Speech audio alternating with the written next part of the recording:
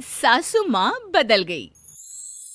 कहानी उस घर की है जहाँ बहू और बेटी को एक माना जाता था, लेकिन फिर अरे शिखा बेटा, तू रसोई में क्यों घुसी रहती है? जा, रोटी मैं बना लूंगी। नहीं नहीं माँ जी, आप बैठिए, बस सारा खाना बन ही गया है। श्वेता को बोल देती हूँ, वो खाना लगा देगी सबका। सॉरी भाभी, मेरे पास वक्त नहीं है। माँ, मुझे पैसे देना, पार्लर जाना है। हाँ हाँ चली जाना, भाभी को भी ले जाना। वो भी जाने को बोल रही थी पार्लर, पर पहले ना मदद कर दे उसके खाना लगाने में। देख माँ, वो बहू है, उसे बहू रहने देना, इतना सर पर मत चढ़ा भाभी को। श्वेता, ज्यादा मत बोला कर। बहू और बेटी में कोई फर्क नहीं होता है। जा जाकर काम कर। ननद को माँ का भाभी से इस तरह प्यार करना बिल्कुल अच्छा नहीं लगता। वो बार बार किसी न किसी तरह माँ को भाभी के खिलाफ भड़काती रहती, लेकिन कोई फायदा ना होता। एक रोज, अरे बेटे किशन, जा बहू को कहीं घुमा कर ला, सारा दिन घर में काम करती रहती है। हाँ हाँ माँ, हम लोग जा रहे हैं ना गोवा।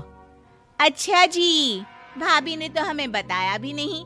वैसे तो सारी पंचायत करती है, ये गोवा वाली बात क्यों छुपा गई हमसे? अरे क्योंकि उसे खुद नहीं पता था बहन। मुझे टिकट सस्ती मिल रही थी तो मैंने बुक कर दिया। हाँ शिखा, पैकिंग कर ले, संडे हम जा रहे हैं गोवा। दोपहर में शिखा पैकिंग कर रही थी कि सास आ जाती है। ये क्या बहू, साड़ियाँ? अरे गोवा जा रही है घूमने या फिर शादी में मायके हैं? माँ जी, ऐसा कुछ है ही नहीं, समझ में नहीं आ रहा क्या रखूं कपड़े में। अरे तेरी और श्वेता की साइज तो एक ही है, उसके कुछ मॉडर्न कपड़े ले ले, आकर लौटा देना। हाँ माँ जी, ये ठीक रहेगा। शिखा श्वेता के पास जाती है और उससे कपड़े मांगती है। ना जी ना, मैं अपने कपड़े ना दूं, वैसे भी फैल जाएंगे मेरे कपड़े, बहुत महंगे वाले हैं। शिखा मुंह लटकाकर कमरे में आ जाती है तो सास कहती है, चल तैयार हो जा, तुझे मैं शॉपिंग करा कर लाती हूँ गोवा की। बस फिर क्या था, सास बहू निकल जाते हैं मार्केट और एक से बढ़कर एक ड्रेस खरीद कर घर आते हैं। पहले बता देती कि नए कपड़े दिलाने वाली है भाभी को, तो मैं अपने ही दे देती ना भाभी को, मुझे दिला देती नए कपड़े।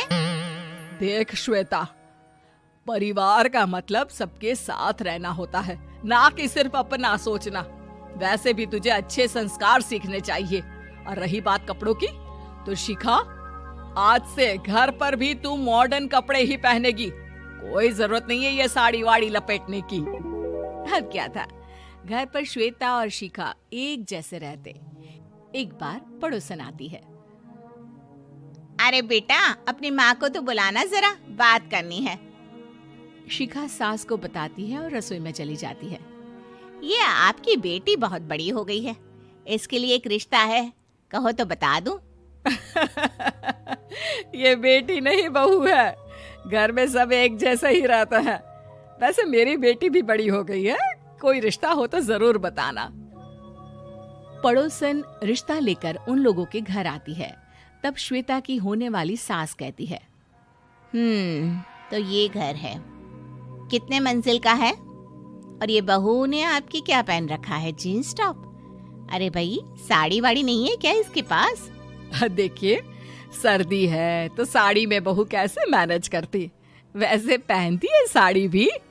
देखिए, हम लोग ठहरे पैसे वाले लोग, कोई कमी नहीं है हम लोगों के पास पैसों की, बहुत पैसे हैं, जमीन, नौकर चाकर, कार, सब कुछ है, लेकिन घर में संस्कारी बहू चाहिए।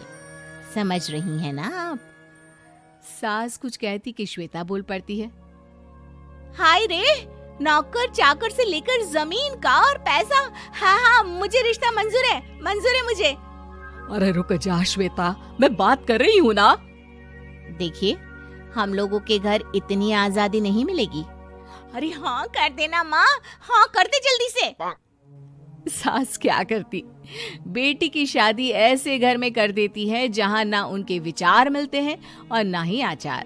शादी के बाद एक रोज फोन पर, श्वेता बेटा, एक बार घर आ जा, बहुत दिल करता है तुझे देखने का।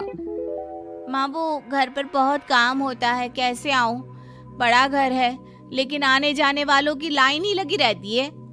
बेटा मैं तो जानती थी उस घर का हाल, लेकिन तू ही नहीं मान रही थी।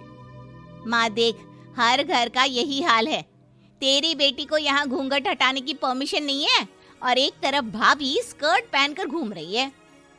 बेटा मुझे क्या पता था कि मेरी बेटी को ससुराल के नाम पर पिंजरा मिल जाएगा। अच्छा माँ, फोन रखती हूँ, सास को गर्मा गर्म रोटी खिलानी है। तुम लोगों की तरह नहीं कि एक रोटी बनाओ, एक सब्जी बनाओ, फिर सारा दिन फ्री होकर घूमो।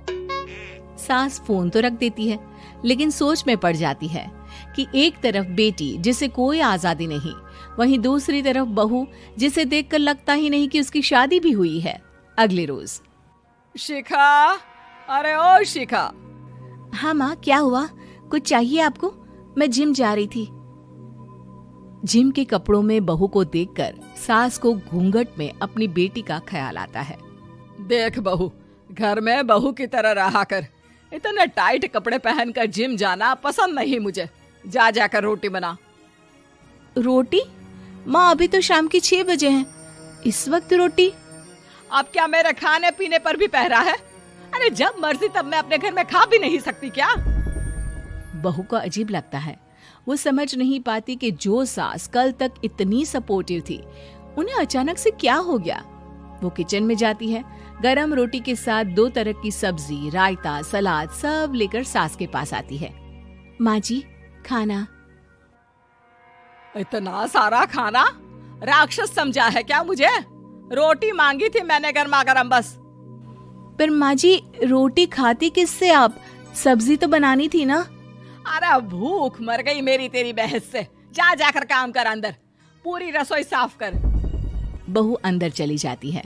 थोड़ी देर में श्वेता घर आती है। अरे शिखा, जल्दी से चाय ला, पकवान बना, मेरी बेटी आई है। अरे नहीं नहीं माँ, ड्राइवर बाहर खड़ा है। मैं तो घर का कोई सामान खरीदने के बहाने यहाँ आ गई हूँ, मुझे जाना होगा।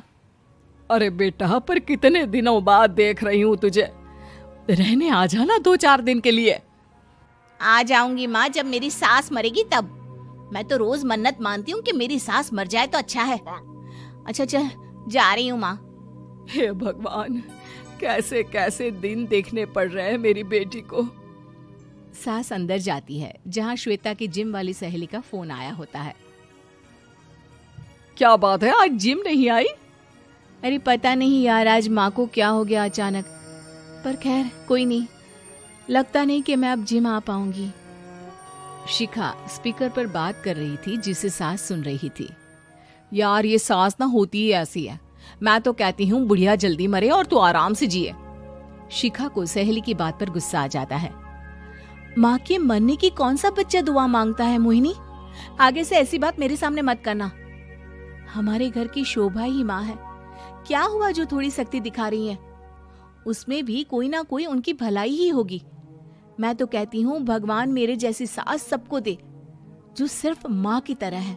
सास वाली तो कोई बात ही नहीं है उनमें। सास ये बात सुन रही थी।